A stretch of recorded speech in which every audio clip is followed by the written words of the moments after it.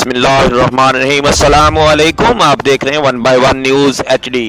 ननकाना साहब बैसाखी मेला में शिरकत के लिए आने वाले भारतीय सिख यात्रियों की ननकाना आमद गुरुद्वारा जन्म स्थान पहुंचने पर DPO ननकाना बिलाल इफ्तिखार और डिप्टी कमिश्नर राजा मंसूर अहमद ने शानदार इस्तकबाल किया। भारतीय सिख यात्रियों को फूलों के हार पहनाए गए और पत्तियां निछावर की गईं।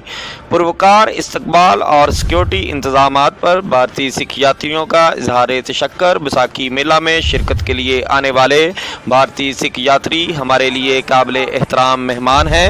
सिख यात्रियों की सिक्योरिटी यकीनी बनाना हमारी अवलीनी तरजीहात हैं।